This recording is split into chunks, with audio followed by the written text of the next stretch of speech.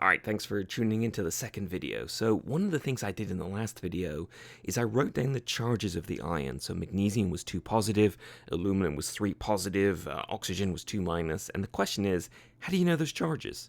Where do they come from? And there's actually a couple of ways to do this. One is you can actually go ahead and go back to electron configurations, and you can say that basically the atoms are all going to gain or lose electrons until they look like a noble gas. So they will gain or lose electrons until they're the same as a noble gas. So how do you know what's going to go on here? Well, let's take something like magnesium. Magnesium is element number 12. So it's got 12 protons in the nucleus, and if it's got 12 protons, if it's an atom, it's got 12 electrons. And we saw in the last section, right, for electron configurations, 2 of those electrons can fill the first shell, but once you fill the first shell, you don't have any more room in there, so then you go into the second shell. And the second shell, if you remember, can hold up to 8. So if there's 2 in the first shell, that leaves 10 remaining. And if we put 8 of those in the second shell, that leaves 2 remaining, and those 2 remaining can easily fill the third shell. Now remember, do you remember what that shell is called? That's right, that's the valence shell, and it turns out that that is going to determine pretty much all of chemistry. Now, we have to do one of two things. We have to either gain or lose, electrons there. And it turns out that we can either lose 2 electrons, or we can gain 6 electrons and end up with something stable. So if we lose 2 electrons, we have Mg, and if we lose 2 negatives, we have 2 positives. And what is stable about that? Well, its electron configuration is 2,8, and that is exactly the same electron configuration as neon. We say it is isoelectronic, okay, with neon. And iso means the same, electronic means essentially something to do with the electrons, the number or the configuration. So neon's element number 10, so 2 go in the first shell, 8 go in the second shell. And remember, the thing about those noble gases, they got a full outer shell, so that outer shell now is completely full. Now, the alternative to losing 2 electrons is gaining 6 electrons. And if you gain 6 electrons, you're going to have a charge of 6 minus. And if you've got 6 more electrons, then your outer shell, instead of having 2, has got 8 electrons. And that is actually exactly the same configuration as argon. So we say it's isoelectronic with argon. Argon is element number 18. Those 18 electrons fill up like that. That outer shell is completely full. Later on, we'll talk about having 8 electrons in the outer shell is called the octet rule. So we've got these two situations. So the question is, which one's better? And it turns out that atoms are lazy. So would you rather lose 2 or gain 6, right? Would you rather do 2 things or 6 things? If you really don't want to do anything, right, you'd rather do the fewer number. So it's much easier just to only lose 2 than to gain 6. So we can ignore the second root here, and we can just say, well, magnesium, right, would much rather just lose 2 electrons, and it always forms that 2 positive ion. We can move to a negative ion. Do you remember what negative ions are called again? That's right, they're anions. And so if we look at something like, fluorine. So fluorine is element number 9, and its electron configuration is 2, 7. So 2 of those 9 electrons can go in the first shell, 7 go in the outer shell. Remember, that outer shell can hold up to 8. And so, of course, it's got 2 things it can do, right? So it can fill the outer shell by gaining an electron, or it can have a full outer shell by losing 7 electrons. And you might guess that losing 7 is going to really be terrible compared to gaining just 1. And you'd be right. So if you gain 1 electron, you've got F with a minus charge, electron configuration 2,8. That is isoelectronic with neon, exactly the same as neon. Neon is element number 10. Those 10 electrons get distributed, 2 in the first, 8 in the second shell. If you lose 7 electrons, then you have a 7 positive charge because the electrons are negative. If you lose a minus, you end up with a positive.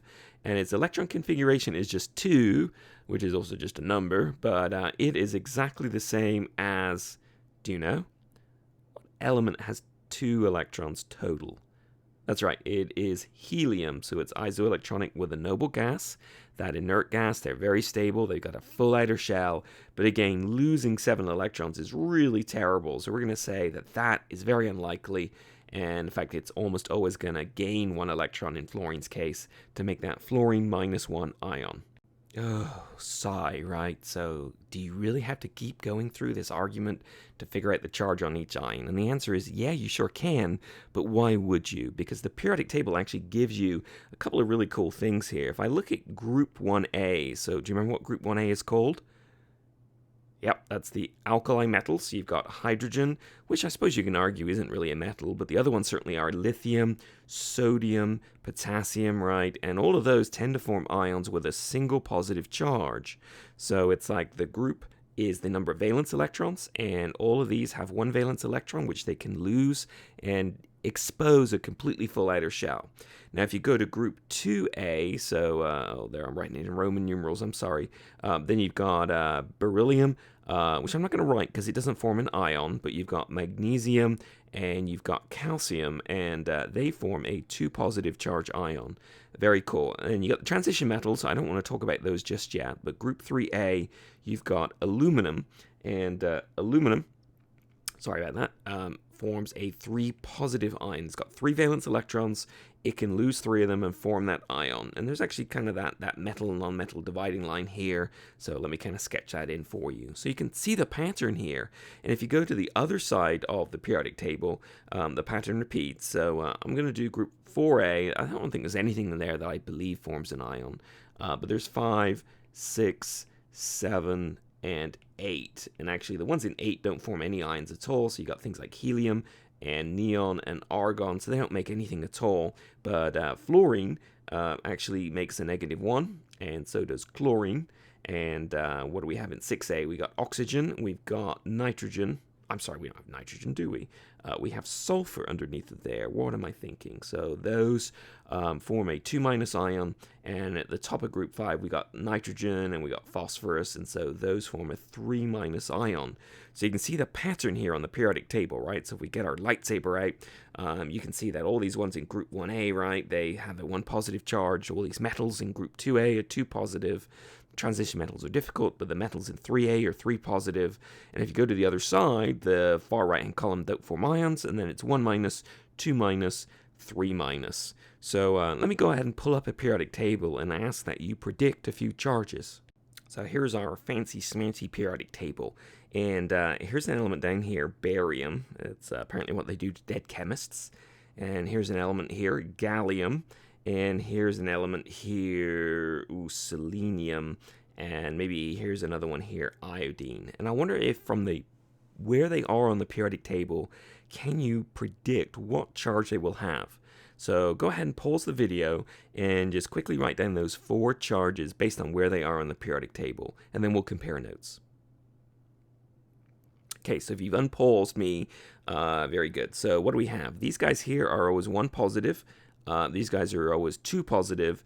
And these metals here are always 3 positive. So I can guess that barium is going to form an ion with a +2, or I should say a 2 positive charge. And gallium here is going to form an ion with a 3 positive charge. And if we go to the other side of the periodic table, the noble gases 0 charge. And then group 7A has a charge of -1. Those are the halogens.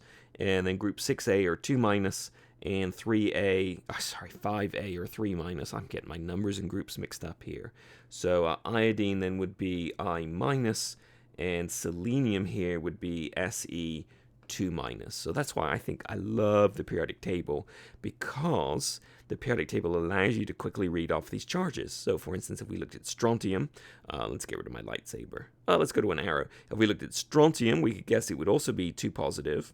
If we looked at francium, and the parentheses around there actually says it's a radioactive atom, so we really don't know the relative abundances to calculate the atomic mass, but francium's in group 1, so 1 positive.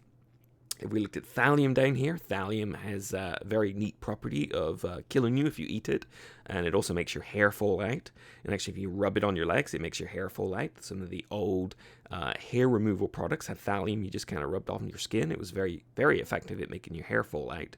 But if you did eat it, it did poison you. But we would expect it to have a charge of 3 positive. If we went to something like astatine, and we would imagine it would have a charge of -1. So the periodic table is wonderful. I love my periodic table. I have socks with periodic tables on them, because you can predict the charges of things based on their location in the table, and that beats having to memorize 118 different atoms from 1 to 118, right, and memorizing those charges, that would really stink. So I heart the periodic table. And you should too.